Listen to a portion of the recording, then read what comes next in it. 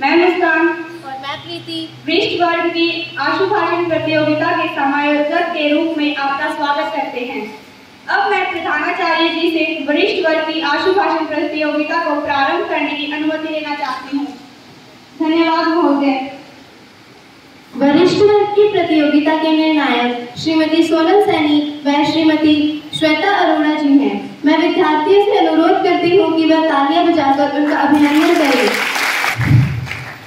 हौसलों के तरकश में कोशिशों का बहतीर हमेशा जिंदा रखें। हार जाए चाहे जिंदगी में सब कुछ, जीतने की वह उम्मीद हमेशा जिंदा रखें। सुप्रभात प्रधानाचार्य जी, उप प्रधानाचार्य जी, अध्यापक गण और मेरे प्रिय सहपाठियों, मैं आकृति आज की इस आशुभाषण प्रतियोगिता में गांधी सदन को प्रस्तुत करते हुए मेरा आज का विषय है आरक्षण। भारत एक बहुत पुराना देश है। यहाँ प्राचीन काल से ही ऊंच नीच, जाति पाति, काले गोरे का भेदभाव किया जाता है। ये सब गरीबों के साथ न हो, इसलिए हम लोगों ने आरक्षण का सहारा लिया है। आरक्षण को अंग्रेजी में रिजर्वेशन कहते हैं। कई जगहों पर पिछड़े वर्ग को नौकरी दे दी जाती है, फीस माफ कर दी जाती है, ये सब आरक्षण कहलाता है। भारत में लगभग 50% सीटें आरक्षित हैं। ये कई अन्य देशों में भी लागू किया गया था, लेकिन आरक्षण को गैर सरकारी संगठनों में शामिल किया गया। ये गरीबों के लिए आरक्षण केवल विकास की आखिरी उम्मीद है।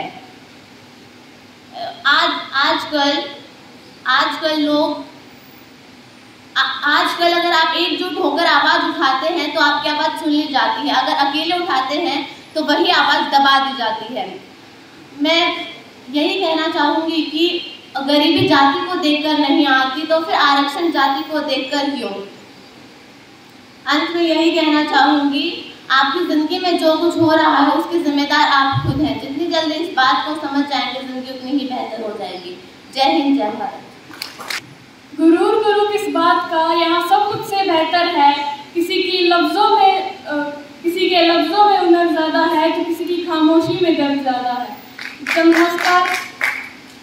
नमस्कार, जय हिंद। आज मैं खुशी आप सबके समक्ष इस आशुभाषण प्रतियोगिता में भ्रष्टाचार, समस्या एवं निदान पर अपने विचार प्रस्तुत करना चाहूँगी। भ्रष्टाचार, भ्रष्ट आचरण, जिसका अर्थ है हमारा भ्रष्ट आचरण। भारत में अधिकतर लोग जो भ्रष्टित रहते हैं, यहाँ ऑफिस, स्कूल, कॉलेज, दफ्तर सभी में अपने कार्य करवाने के लिए सरकारी कार्यालयों के लिए अलग अलग कीमत सीमित है। यहाँ अल्फाज बिकते हैं, यहाँ ईमान बिकते हैं, यहाँ किरदार बिकते हैं। आप कीमत बताइए, यहाँ ईमान बिकते हैं। उदाहरण के तौर पर ले लीजिए, एक आदमी रोटी बनाता है, दूसरा आदमी जो रोटी खाता है, तीसरा आदमी जो ना रोटी बनाता है ना रोटी खाता है, वह रोटी से खेलता है। मैं पूछती हूँ, वो तीसरा आदमी कौन है? देश की संसद मौन है, क्योंकि भ्रष्टाचार चारों ओर है। आप उदाहरण एक और ले लीजिए। उदाहरण के तौर पर अगर हम दोबारा देखे जाएं तो भ्रष्टाचार की वजह से आज काबिल व्यक्ति जो आगे बढ़ना चाहते हैं, लेकिन भ्रष्टाचार या फिर आजकल पैसे देने के कारण वह आगे नहीं बढ़ पाते। काबिलियत आजकल इस ज़माने में नहीं देखी जाती। आजकल के ज़माने में देखा जाता है तो सिर्फ पैसा। काम करवाना हो तो पैसा हम आगे देते हैं, काम हमें नहीं बन रहा तो हम भ्रष्टाचार के बदले आगे बढ़ते हैं। भ्रष्टाचार को आगे बढ़ाने वाले में सबसे पहला हाथ आम आदमी का होता है। सरकारी कार्यक्रमों को, किसी अफसरों को, दफ्तरों में जब हम पैसे देते हैं तब वो भ्रष्टाचार का पहला कदम होता है। दूसरा कदम भ्रष्टाचार का जब वो उठाया जाता है तब जो भ्रष्ट व्यक्ति होते हैं, सरकारी कर्म हो गए, सरकार ही भ्रष्टाचार का सबसे बड़ा कारण है। धन्यवाद। आओ आओ पेड़ लगाओ, वृक्षों को तुम काटने से बचाओ, उद्योगों को तुम कम लगाओ, आओ आओ पेड़ लगाओ। सुप्रभात, नमस्कार। मैं गीतांशी सरोजनी सदन की ओर से आपके सामने प्रस्तुत हूँ आज के कार्यक्रम आशुभाषण प्रतियोगिता में। मेरा आज का शीर्षक है बढ़ते उद्योग सिकुड़ते वाले। जैसा कि हम सब जानते हैं, प्रकृति ने हमें अनेक अमूल्य उपहार दिए हैं। उनमें से है वन। वन हमारे जीवन में सबसे महत्वपूर्ण भूमिका निभाते हैं। वन हमें ऑक्सीजन देते हैं जिस वजह से हम जिंदा रहते हैं। जैसा कि हम सब जानते हैं, वृक्ष से है वायु और वायु से ही है आयु, फिर भी हम उनको काटते जा रहे हैं। हम जानते हैं कि ये हम खुद की मृत्यु को अपना बुलावा दे रहे हैं, फिर भी हम बिना रुके वृक्षों की संख्या कम करते जा रहे हैं। बढ़ती जनसंख्या और बढ़ते उद्योग, ये सब कारण है जिसकी वजह से वृक्ष जो हैं वो कटते जा रहे हैं। उनकी वृक्षों को काटने की क्षमता हमारी इतनी अधिक है कि हम उद्योगों को भी बढ़ाते जा रहे हैं। उद्योग जितने बढ़ रहे हैं उतना ही प्रदूषण हो रहा है। वृक्ष जितने घट रहे हैं उनकी वजह से भी प्रदूषण हो रहा है। ऑक्सीजन की मात्रा घटती जा रही है, कार्बन डाइऑक्साइड बढ़ती जा रही है और न जाने पता नहीं क्या क्या हो रहा है। इस पे नियंत्रण करना आसान है, परंतु कोई भी ये बात मान ही नहीं रहा है। हम बिना सोचे समझे ही वृक्षों को काटते जा रहे हैं। वृक्ष हमें बहुत सारी अमूल्य वस्तुएं देते हैं, जैसे खाने के लिए सब्जियां, खाने के लिए फल आदि अनेक अमूल्य चीजें। अब बढ़ती जनसंख्या की वजह से जगह भी ज़्यादा चाहिए, रहने की जगह कम होती जा रही है और इसी वजह से वृक्षों को बार बार काटा जा रहा है। वृक्षों को काटने की वजह से ही प्रदूषण, वायु प्रदूषण बढ़ता है और जल प्रदूषण भी। अब हमें इन सभी पे नियंत्रण करना होगा। हमें वृक्षों को काटने से बचाना होगा, हमें उनको भी बचाना होगा और खुद को भी। मैं अंत में यही कहूँगी, हम बदलेंगे युग बदलेगा, हम सुधरेंगे तो ही युग सुधरेगा। धन्यवाद। जिंदगी खेलती भी उसी के साथ है जो खिलाड़ी बेहतरीन होता है। दर्द सबके एक से है लेकिन हौसले सबके अलग अलग हैं। कोई हताश होकर बिखर जाता है तो कोई संघर्ष करके निखर जाता है। आदरणीय प्रधानाचार्य महोदय, श्रेष्ठ निर्णायक मंडल, उत्तेजक शिक्षकगण व मेरे प्रिय सहपाठियों, जय हिंद। आज मैं आरोही विवेकानंद सदन की ओर से इस आशुभाषण प्रतियोगिता में अपने विचार प्रस्तुत करने जा रही हूँ। मेरा विषय है आतंकवाद एक नासूर। भारत में ऐसी कई समस्याएं हैं जिनके खिलाफ हमें आवाज उठानी चाहिए और उन्हीं समस्याओं में से एक समस्या है आतंकवाद। आतंकवाद का तात्पर्य है आतंकवाद एक हिंसात्मक गतिविधि है। जो लोग आतंक फैलाते हैं उन्हें आतंकवादी कहा जाता है।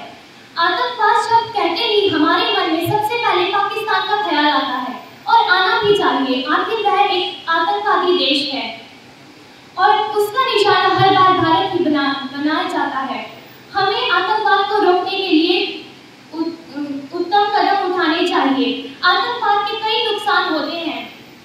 आतंकवाद की वजह से लोगों के मन में भय बैठ जाता है, वह बाहर आने से भी कतराते हैं। उन्हें डर लगता है कि यदि वह अपने घर से बाहर चले गए तो यह भी मुमकिन है कि कोई उन्हें गोली मारकर मार दे।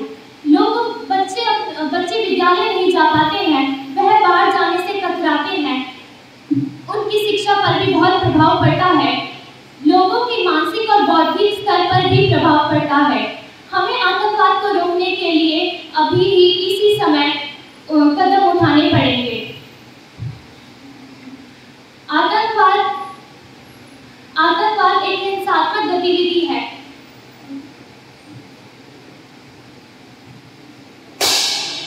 धन्यवाद।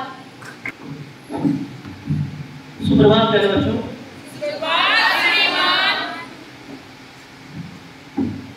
बहुत ही सुंदर प्रस्तुति, सभी बच्चों ने अपने अपने वक्तव्य को अपने अपने ढंग से प्रस्तुत किया।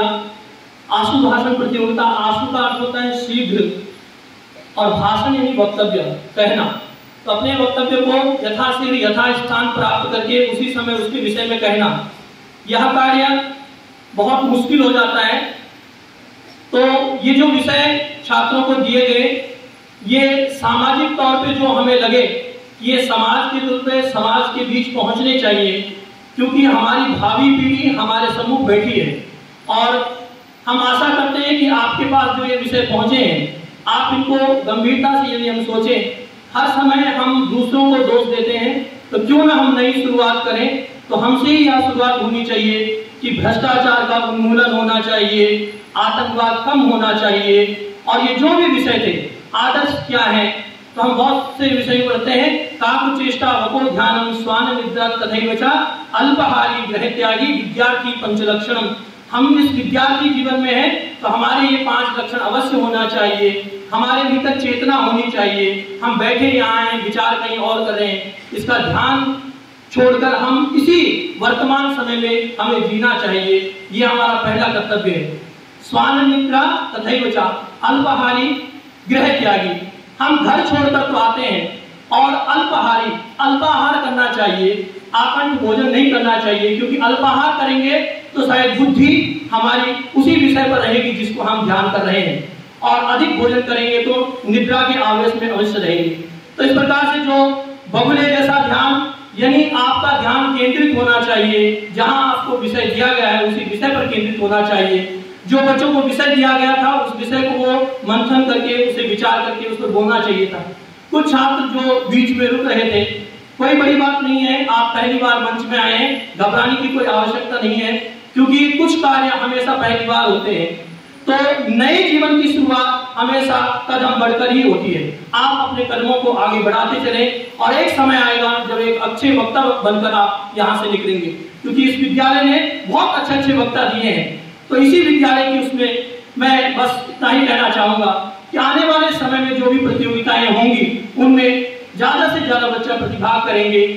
और मैं सोचता हूँ शायद निर्णायक मंडल का महोदय का भी, उनका भी मैं धन्यवाद करता हूँ। शायद निर्णय पूरा हो चुका होगा। अब मैं प्राचार्य महोदय से अनुरोध करता हूँ कि वे आए और अपने उद्बोधन से हमें कृतार्थ करें। श्री प्राचार्य महोदय, जोरदार तालियों से महोदय।